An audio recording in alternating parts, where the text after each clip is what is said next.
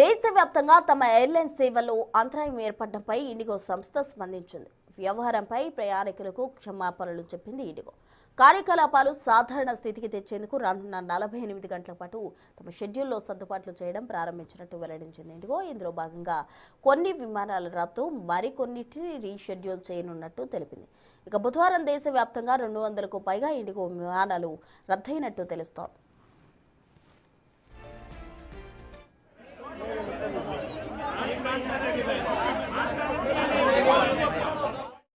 2 రోజులుగా తమ విమాన కార్యకలాపాల్లో తీవ్ర అంతరాయం కలిగిందని చెప్పింది ఇండిగో సంస్థ. ప్రయాణికులకు కలిగిన అసౌకర్యానికి క్షమాపణలు తెలిపింది.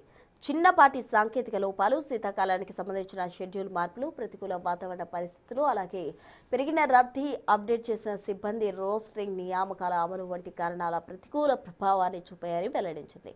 ప్రయాణికులకు అసౌకర్యం తగ్గించేందుకు, పరిస్థితి వీలైనంత త్వరగా పునరుద్ధరించేందుకు తమ బృందాలు 24 గంటలు పనిచేస్తున్నాయని తెలిపింది ఇండిగో. ఈ సేవలో అంతరాయంతో ఇబ్బందులు పడుతున్న ప్రయాణికులు వారి గమ్యస్థానాలకు చేరుకునేందుకు ప్రత్యామ్నాయ ఏర్పాట్లు చేయడం, అలాగే రీఫండ్ అందించడం వంటి చేస్తున్నట్టు సంస్థ తెలిపింది.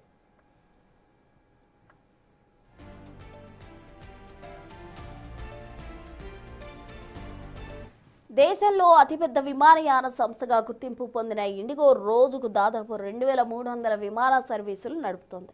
2 రోజులుగా సేవల్లో తీవ్ర అంతరాయం ఏర్పడింది. మంగళవారం 1400కు పైగా సర్వీసులు ఆలస్యమయ్యాయి. ఢిల్లీ, ముంబై, హైదరాబాద్, బెంగళూరు వంటి విమానాశ్రయాల్లో నిన్న 200కు పైగా విమాన సర్వీసులు రద్దు చేసినట్టు తెలుస్తోంది. అదేవిధంగా 10 కొద్ది విమానాలు ఆలస్యంగా నడిచాయి. FDTL నిబంధనల 2వ దశ అమలు నుంచి ఇండిగో తీవ్రమైన సిబ్బంది కొరతను ఎదుర్కొంటుంది.